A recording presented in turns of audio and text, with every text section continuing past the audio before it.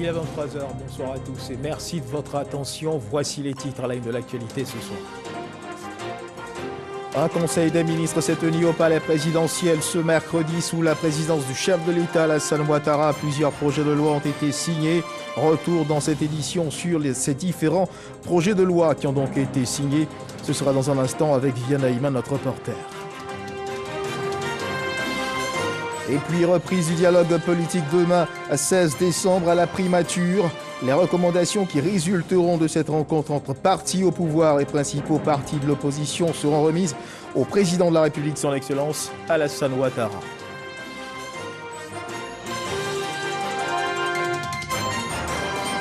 La ministre du Plan et du Développement Cavagna au cours d'un point de presse tenu hier mercredi au nom du gouvernement et de ses partenaires techniques mis officiellement fin à la collecte des données engagées dans le cadre de l'opération de recensement général de la population et de l'habitat, le RGPH 2021. Les chiffres provisoires seront publiés fin janvier 2022. Voilà pour l'essentiel. Oui, bonsoir à tous et merci de nous suivre. Conseil des ministres ce mercredi au palais présidentiel sous la présidence du chef de l'État, Alassane Ouattara. Plusieurs projets de loi ont été signés, des projets de loi concernant la justice et les droits de l'homme, la construction, le logement social, enfin la réglementation des transports publics. Le point avec Viviane Haïman. 3 projets de loi pour le secteur de la justice et des droits de l'homme, plusieurs décrets concernant le domaine de la construction et du logement social et la réglementation des transports publics. Tels sont les grands axes du Conseil des ministres de ce mercredi 15 décembre sous la présidence du président de la République, Alassane Ouattara. S'agissant du secteur de la justice et des droits de l'homme, 2 projets de loi organiques concernant la composition, l'organisation et le fonctionnement du Conseil supérieur de la magistrature et l'organisation et le fonctionnement du Conseil constitutionnel. Un projet de loi sur le statut de la magistrature qui confère désormais une indépendance aux magistrats. Ce projet de loi réorganise le statut de la magistrature en vue de garantir un meilleur fonctionnement du pouvoir judiciaire. À cet effet, il opère une recomposition de la commission d'avancement des magistrats et met ainsi fin au pouvoir disciplinaire exercé par le ministre chargé de la Justice à l'égard des magistrats du parquet, au bénéfice du Conseil supérieur de la magistrature, qui devient donc désormais le seul organe disciplinaire des magistrats du siège et du parquet. Concernant le domaine de la construction, le gouvernement se désengage désormais de la construction des logements sociaux. Le Conseil des ministres a décidé la création d'un fonds de garantie du logement social. Le fonds de garantie du logement social est chargé de faciliter les conditions d'accession du crédit acquéreur aux couches sociales les plus défavorisées et de contribuer au financement de toutes les actions favorisant le développement de l'habitat social. Ce qui explique donc la dissolution du CTU, le compte des terrains urbains, la dissolution du FSH et la dissolution du CDMH. Par ailleurs, la SICOJI change de dénomination et d'attribution. La transformation de la SICOJI en une société d'État dénommée Agence nationale de l'habitat ou ANA. L'ANA devient juste un instrument technique au sein du secteur de l'habitat, chargé d'assurer notamment la coordination et la supervision des activités de promoteurs immobiliers privés agréés dans le cadre du programme présidentiel en cours. Et la BHCI, la Banque de l'Habitat, est remise à flot. L'État devient l'actionnaire majoritaire de la BHCI. À cet effet, le Conseil a décidé d'orienter la stratégie de la banque désormais sur son cœur de métier initial, à savoir le financement de l'immobilier, en devenant l'instrument privilégié de financement du secteur de l'habitat dans la perspective de la résorption du déficit structurel en logement. Le Conseil des ministres a décidé de réglementer l'activité des transports publics, covoiturage, services de transport d'utilité sociale et de voitures de transport avec chauffeur ou VTC, généralement soutenus par un réseau numérique de réservation. Ce décret précise les conditions d'accès à ces différentes activités, ainsi que les modalités de leur exercice en vue d'organiser ce secteur d'activité et de le mettre en cohérence avec la réglementation relative au marché du taxi et au transport public de personnes en général. Un second décret a été adopté et qui, lui, porte sur la réglementation de la circulation des motocyclettes, cycles, cyclomoteurs, tricycles, quadricycles et vélomoteurs à des fins de transport sur les voies routières ouvertes à la circulation publique. Si l'utilisation de ces engins est exclue sur certains axes routiers, notamment les axes routiers interurbains et intercommunaux, leur circulation sur les autres voies routières ouvertes à la circulation publique est assujettie à certaines conditions telles que l'obligation des propriétaires de ces véhicules à se constituer en entreprise, l'obligation d'être inscrits au registre des transporteurs, l'obligation d'avoir les autorisations de transport nécessaires délivrées par le ministère chargé des transports routiers et enfin, l'obligation de doter les moyens de transport concernés et les chauffeurs d'équipements de sécurité appropriés en fonction des cylindrées des différents engins. Ce décret réglemente par la même occasion les activités de livraison à domicile ou dans les bureaux de colis ou de repas prêts à la consommation en vue de sauvegarder la fluidité routière et de résorber donc les accidents de la circulation sur la voie publique liés à ces engins. Le recensement général de la population et de l'habitat a pris fin le 14 décembre à minuit. Prochain Conseil des ministres, le 22 décembre. Et puis nous le disions à l'instant dans les titres, reprise du dialogue politique demain 16 décembre 2021 à la primature. L'annonce de la reprise du dialogue politique, rappelons-le, a été faite au terme du Conseil des ministres tenu le 8 décembre dernier. Les recommandations qui résulteront de cette rencontre entre partis au pouvoir et principaux partis de l'opposition seront remises au président de la République, son Excellence Alassane Ouattara. Alexis Vaudra-Rocco. Il m'a instruit, en ce qui concerne effectivement le dialogue politique mené précédemment par le Premier ministre Amadou Gon puis Ahmed Bakayoko, de reprendre, dès décembre, la poursuite de ce dialogue politique. La chose est actée. Ce jeudi 16 décembre à la primature, partis au pouvoir et opposition s'assieront autour de la table pour faire avancer le dialogue politique. Oui, le dialogue politique est annoncé pour reprendre. À ce sujet, des courriers ont été adressés donc, aux différents membres des partis politiques. En termes de modalités, c'est 1+2. Donc, chaque responsable peut se faire accompagner de 2 personnes. Les discussions devraient principalement porter sur les futures élections locales prévues en 2023 et la question de la réforme de la commission électorale indépendante. Et c'est le Premier ministre Patrick Hachi qui ouvre ses travaux. À ses côtés, plusieurs membres du gouvernement, dont les ministres de la Réconciliation nationale, de l'Intérieur et de la Sécurité, et nouveau à table, celui des affaires politiques. Parfois contesté par l'opposition, voire boycotté, le dialogue politique vise un objectif unique, instaurer un climat sociopolitique toujours plus apaisé. Et la 3e réunion du Conseil de médiation s'est tenue ce mercredi du côté de Yamoussoukro, un cadre de partage et de recommandations pour un environnement paisible partout en Côte d'Ivoire. La rencontre a été ouverte par Adama Tounkara, le médiateur de la République.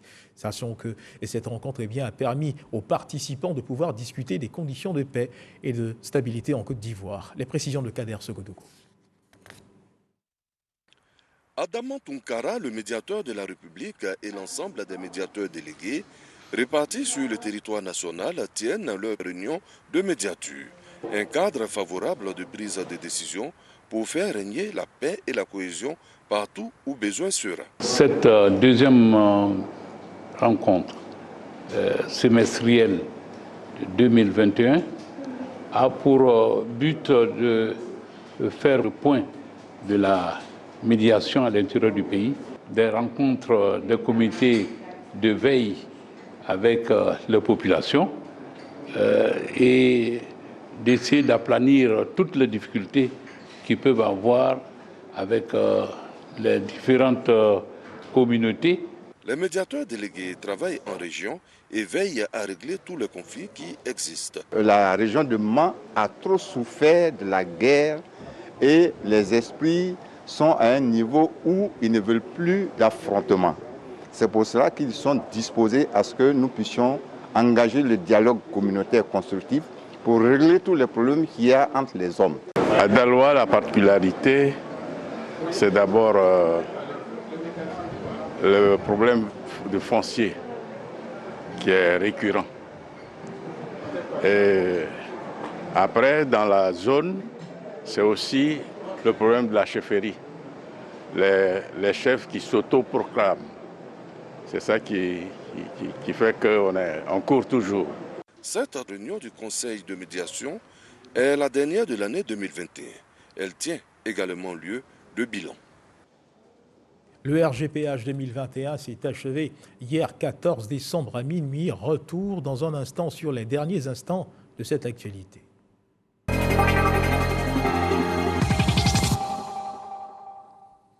La ministre du Plan et du Développement, Kaba Nialé, au cours d'un point presse, a, au nom du gouvernement et ses partenaires techniques, mis officiellement fin à la collecte des données engagées dans le cadre de l'opération de recensement général de la population de l'habitat, le RGPH 2021. L'opération avait débuté depuis le 8 novembre dernier. Les chiffres provisoires sur le terrain de la population seront publiés fin janvier 2022.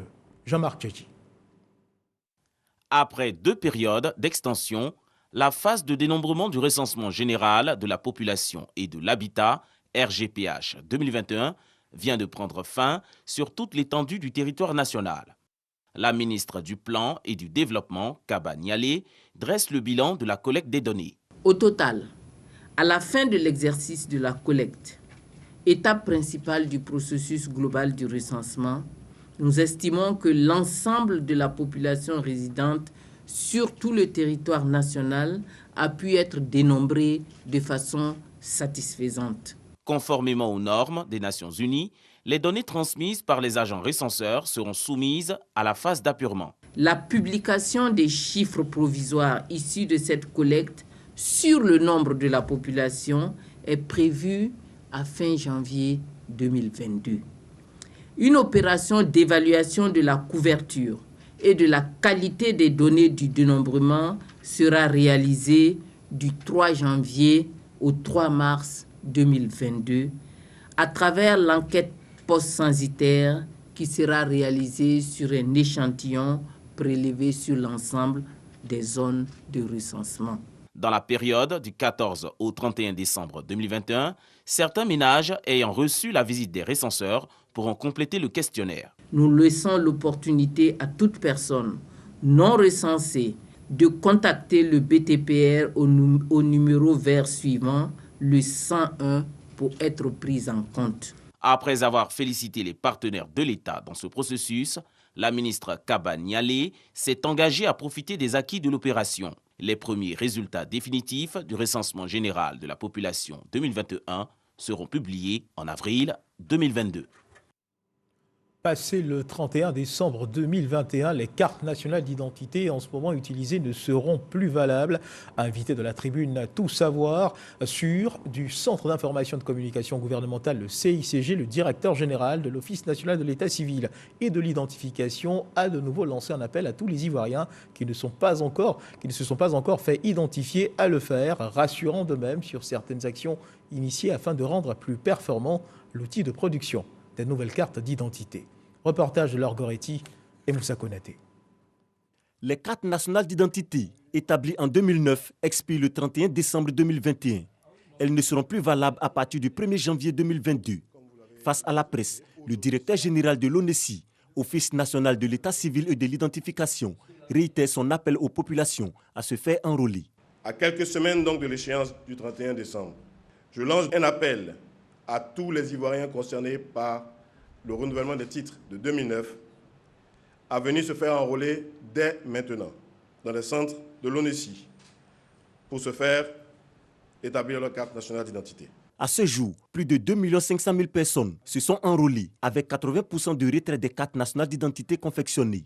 L'ONESI continue tout de même de multiplier les actions de facilitation pour encourager à l'enrôlement et au retrait des cartes.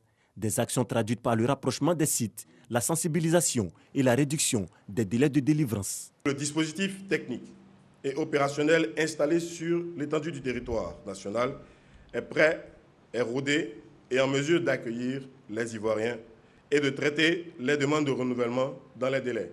Plus qu'une simple carte, la nouvelle carte nationale d'identité est aussi un document de voyage comportant un numéro national d'identification.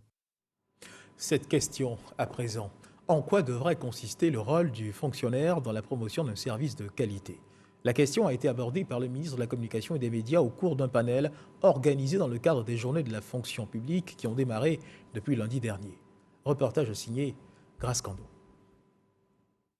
5 panélistes issus de l'administration publique, dont le ministre de la Communication et des Médias et la directrice du Centre d'information et de communication gouvernementale, choisis pour échanger sur le rôle du fonctionnaire dans la promotion d'un service public de qualité. En tant qu'agent de l'État, c'est sa responsabilité première d'incarner les valeurs de la République, à savoir celles liées à la diligence dans le traitement de ses missions, au professionnalisme, à la rigueur, au devoir de réserve, à l'efficacité, à l'efficience, pour aboutir à cette administration dynamique, performante et efficace. Un service public de qualité qui passe par l'amélioration des conditions de travail des fonctionnaires et agents de l'État.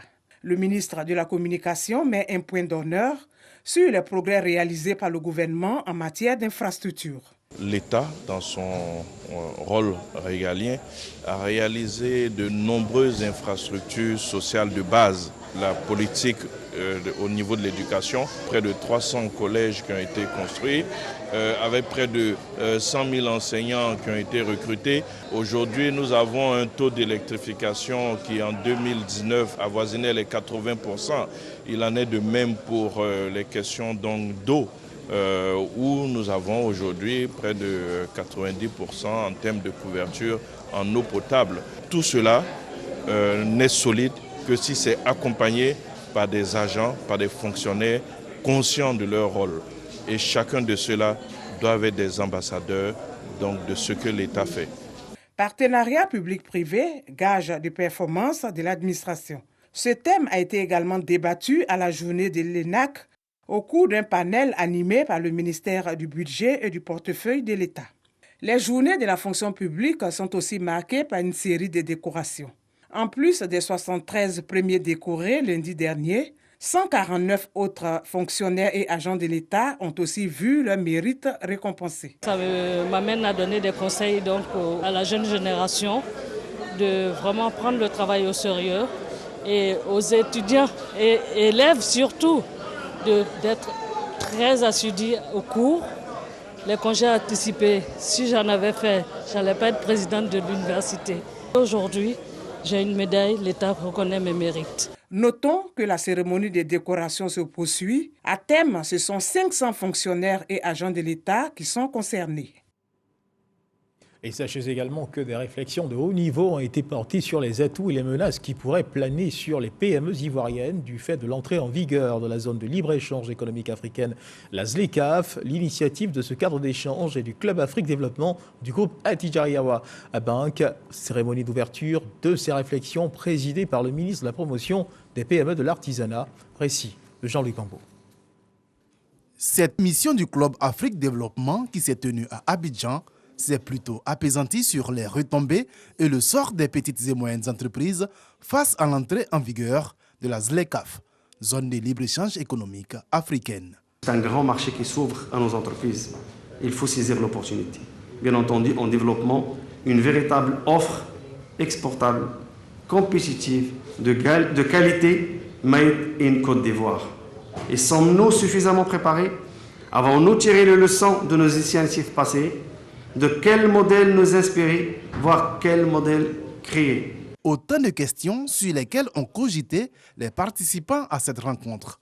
Des hommes d'affaires, chefs d'entreprise et experts du commerce international. Le contexte de la pandémie Covid-19 peut certes nous désabuser, tout comme il peut nous renforcer dans cette détermination de consolider les rendez-vous, les corridors d'affaires dans un continent si riche de ses habitants et de ses ressources.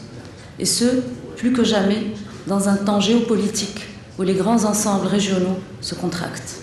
La zone de libre-échange économique africaine est entrée en vigueur depuis le 1er janvier dernier. Une révolution dans le monde des échanges commerciaux et qui appelle une mise à niveau du dispositif des PME ivoiriennes. Notre pays l'a si bien compris qu'il s'est engagé à entreprendre des réformes idoines afin d'accompagner les entreprises ivoiriennes à faire face aux nouveaux défis de la mise en œuvre de la ZLECAf. Pour preuve, aujourd'hui, avec 24%, la Côte d'Ivoire a le taux de commerce intra-africain le plus élevé contre une moyenne générale de 7%. Cette mission du Club Afrique Développement a ainsi été marquée par des rendez-vous d'affaires B2B, mais également des réflexions de haut niveau à travers une série de panels dont les résultats seront compilés et serviront de recommandations pour une mise en œuvre optimale de la ZLECAf. Dans le domaine de l'agriculture, experts, chercheurs, partenaires techniques et financiers sont en conclave pendant 48 heures. Des réflexions axées sur la semence. Objectif de ce conclave, réfléchir, mieux chercher les voies et moyens pour exploiter au mieux ce sous-secteur de l'agriculture qui représente à l'origine 40% de la productivité agricole. C'est ce que nous dit Noël Gagnou. La semence, c'est la ressource la plus précieuse de la production. Cette affirmation est assise sur une donnée éloquente. Lorsqu'on prend le rendement d'une culture, la semence compte pour au moins 40% de ce rendement, la productivité. Autre élément confortant l'affirmation, la bonne semence impacte positivement l'utilisation des engrais. Lorsque vous donnez de l'engrais à vos cultures, ça dépend de la semence, ça dépend de la variété. Il y a des variétés qui répondent bien à l'engrais, il y en a qui ne répondent pas bien. C'est comme dans la famille. Il y a des gens qui mangent, ils ne grossissent jamais. Il y en a qui boivent un verre de lait, ils grossissent. Les plantes sont pareilles. L'organisation de ce sous-secteur devient donc une exigence stratégique dans la modernisation de l'agriculture. Notre ministère a pour mission de moderniser l'agriculture, la rendre compétitive, la rendre attrayante et la rendre rentable pour attirer la jeunesse. Pour qu'il en soit ainsi, il faut commencer d'abord par l'exploitation de matériel qui soit performant, que ce soit matériel végétal ou animal, parce que les semences ont un caractère transversal. Le forum, qui est un cadre qui réunit toutes les expertises et toutes les expériences pour fédérer toutes ces intelligences-là et nous permettre d'aboutir à une politique sémencière de laquelle on va décliner une stratégie nationale de développement du secteur sémencier. Pour 48 heures, experts en la matière de Côte d'Ivoire, du Ghana, du Burkina Faso, partenaires techniques et financiers vont labourer les champs sémenciers de Côte d'Ivoire et des pays participants pour mieux exploiter les potentiels de ce secteur. Commençons par jeter un regard sur le secteur sémencier du Burkina Faso. Premièrement, nous avons une production semencière qui, en moyenne, atteint 20 000 tonnes de semences, toutes cultures confondues. Ensuite, nous avons un secteur semencier bien structuré, au niveau donc, du privé surtout. Donc, nous avons l'Union nationale des producteurs de semences qui compte environ 4 000 membres. Nous avons une association nationale des entreprises privées de semences. Et le Burkina Faso se positionne aujourd'hui comme un pays exportateur de semences. Reste à ensemencer cette expérience après lui avoir injecté une dose locale à la lumière des conclusions de ce forum. Et puis le coronavirus est encore présent en Côte d'Ivoire. Il ne faut pas baisser sa garde à suivre l'évolution de la maladie dans notre pays.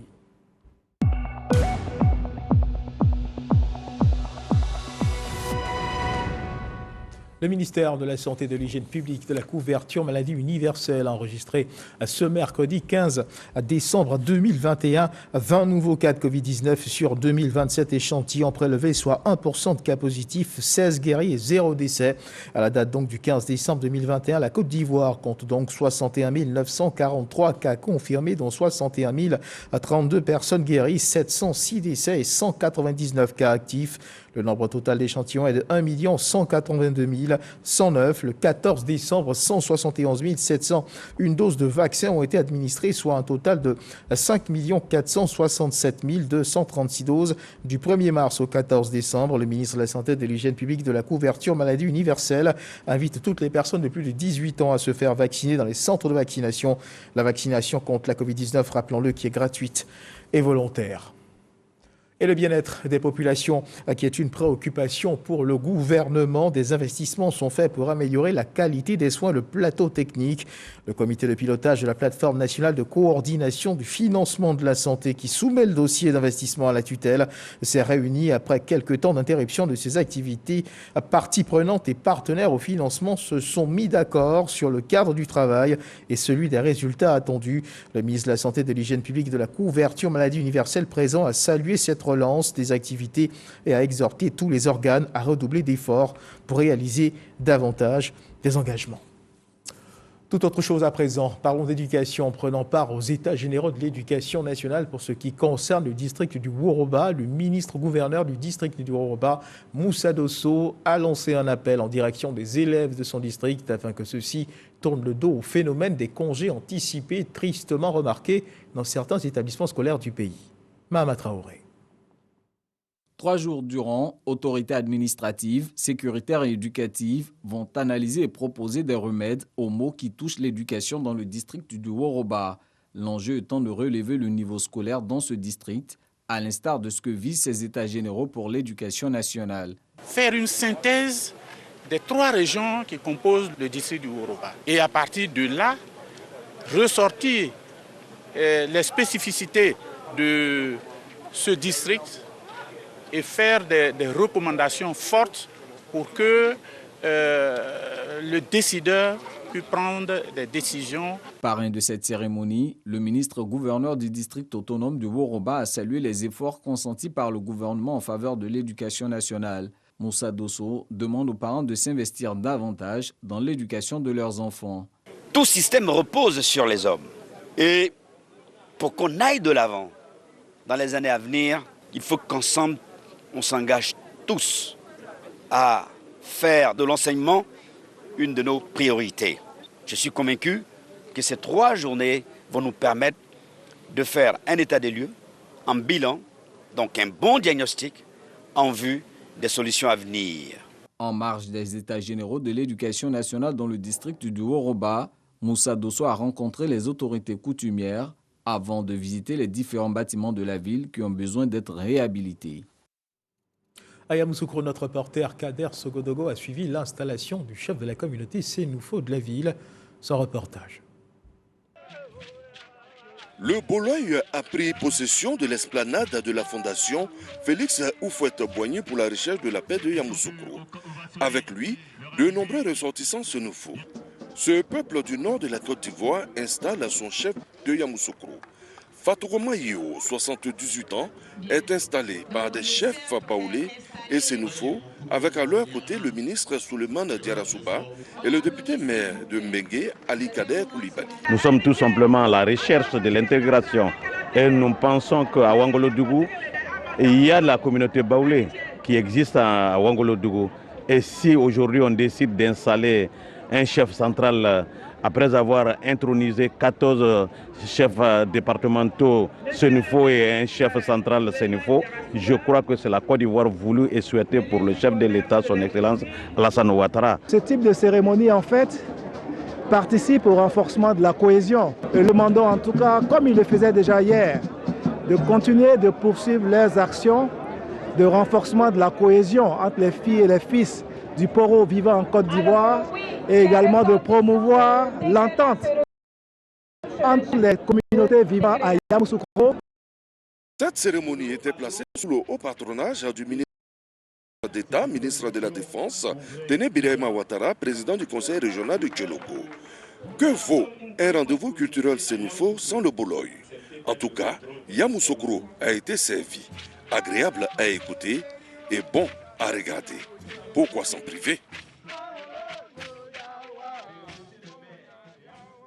Et notre reporter a bien profité de cette célébration.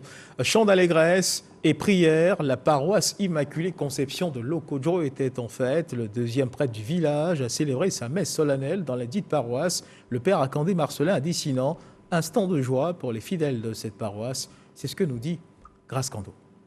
Père Marcelin Akandé Adesina, deuxième prêtre du village de Lokodjo dans la commune d'Atekoubé, célèbre sa messe d'action de grâce. Il a été ordonné prêtre de Jésus-Christ le 9 janvier 2021 à la cathédrale Saint-André de Yopougon par Monseigneur Salomon Lesoutier, ordinaire du lieu. Père Marcelin Akandé Adesina appartient au diocèse de Yopougon et à la communauté du chemin néo-catéchuménal. Sa messe d'action de grâce était placée sous le parrainage de Olga Clarisse Danhaut, épouse du premier magistrat de la commune d'Atekoubé, Paulin Claude Danhaut. Le nouveau ministre du Christ a été exhorté à prendre à bras le corps son ministère sacerdotal. Le père Marcelin Akandé Adesina est actuellement en mission dans le diocèse de Yamoussoukro. Il exerce en tant que vicaire à la paroisse Notre-Dame de la Visitation. Et puis nommé le 6 octobre 2021 en qualité de chef de mission diplomatique près la République d'Angola, l'ambassadeur Santiago Jean-Marie Sommet a présenté ses lettres de créance le 18 novembre dernier au président de la République, João Lourenço, au palais présidentiel à Luanda. Il convient de noter que les relations diplomatiques entre la Côte d'Ivoire et l'Angola sont établies depuis le 21 août 1981. Au niveau des relations économiques, les échanges commerciaux globaux s'élèvent à 7,893 milliards de francs CFA et en 2020 comptent à 6,912 milliards en 2019, soit une hausse de 0,981 milliards de francs CFA. La balance commerciale est excédentaire pour la Côte d'Ivoire. Au titre de l'année 2020, les produits exportés sont multiples, à savoir le bitume, le coton, le caoutchouc, les produits de pêche et divers produits. Dans l'actualité internationale, regardons du côté de l'Afrique du Sud. L'ancien président sud-africain Jacob Zuma avait été placé en libération conditionnelle pour raison médicale en septembre dernier, 2 mois après son incarcération pour outrage à la cour.